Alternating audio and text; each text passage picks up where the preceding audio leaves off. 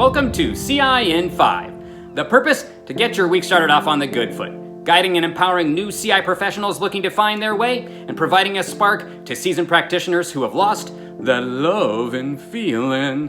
The challenge, your favorite lean thinkers sum up what continuous improvement means to them in 5 minutes or less, and in 5 words or less. Think of it kind of like a kata geek going on a speed date. I know, right?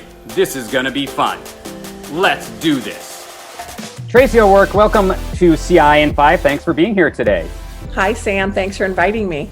You're so welcome. Hey, y'all, if you do not know Tracy, why the heck not? She is a continuous improvement star. She's been around for about 20 years doing all sorts of work in the government, education, nonprofit, and she is just a fanatic about process improvement. And she currently is in San Diego with her family, and we are just so happy to have you here. So, Tracy, we're not here about all of that fun stuff, although it's great. What we're here about is to find out what your CI in 5 is. So tell us, what is your CI in 5? Help build the problem-solving muscle.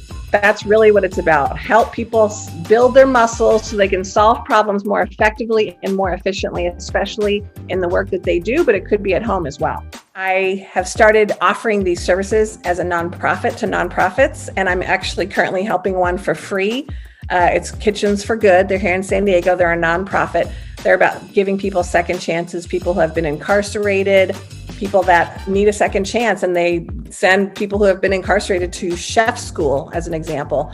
And I donated my services for process improvement to help them improve some of their processes.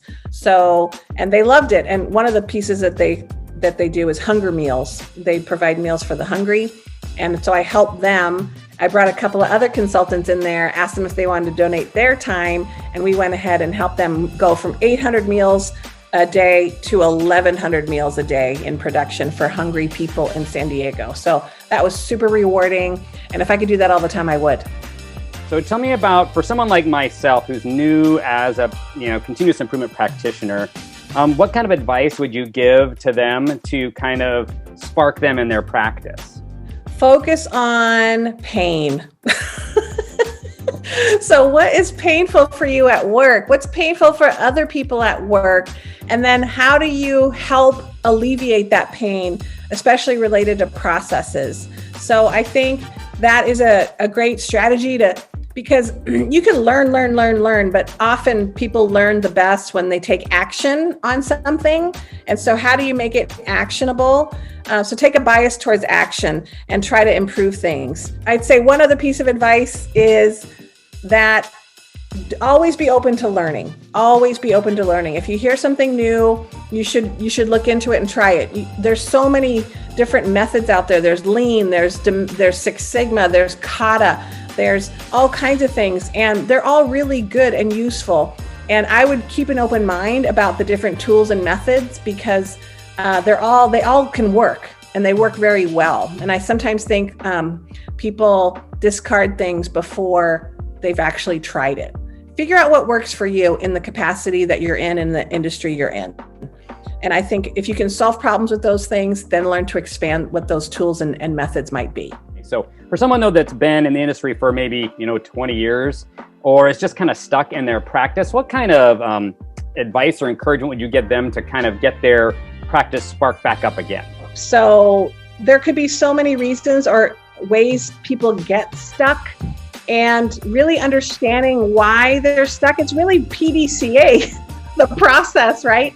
The biggest thing I've seen is people don't really take the best approach to process improvement, or they've been a victim of bad approaches. So for example, sometimes organizations say, okay, we're going to hire black belts and they're going to come in and they're going to fix everybody's process.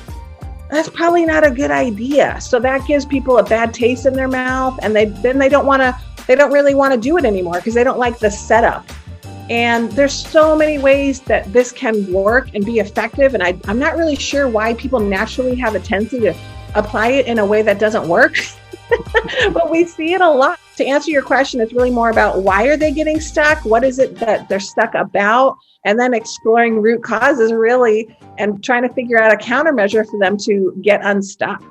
So lastly, I'm curious, you've been practicing continuous improvement for over 20 years now. What brings you the most joy in your continuous improvement practice?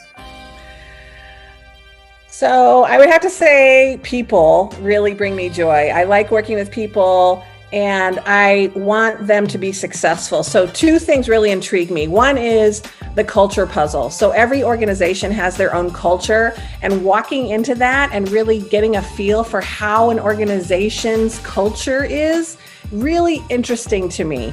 Wow, why are they behaving that way? I wonder why they do that. What are the leaders doing? And so it's really just an interesting puzzle to me. And I like helping people craft ways to have a better culture. But I also like at the individual level, I really like seeing the aha moment when someone gets it. They go, oh, this stuff works. Now I'm going to do this, and I'm going to do this, I'm going to do this. And I love it that they get to now see the world with new Lean Six Sigma eyes. And I just love that. I get a complete kick out of it. And I know that they're going to go and make the world a better place. And that just drives me to my purpose of helping people build their problem-solving muscles.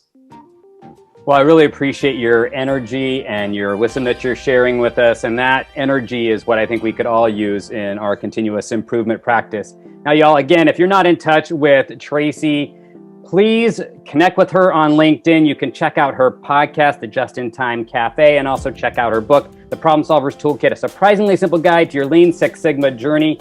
Tracy, you've been wonderful. Thanks so much for joining us today. Really appreciate it. Thanks, Sam. Thanks for joining me for CI in 5, the place for you to jumpstart your week and energize you along your continuous improvement journey. So what about you? What's your CI in 5? Would love to hear from you in the comments section below, and of course would sure appreciate it if you would like, tag, share, or connect. And feel free to join me on my daily journey of 90-Second Purpose, the place where I share with you my purpose, intent, and action for the day, and reflect on the previous day's intent and action. Again, 90-Second Purpose is the place to be. Until next week, where you join me with another one of your favorite lean thinkers, stay calm and Kaizen.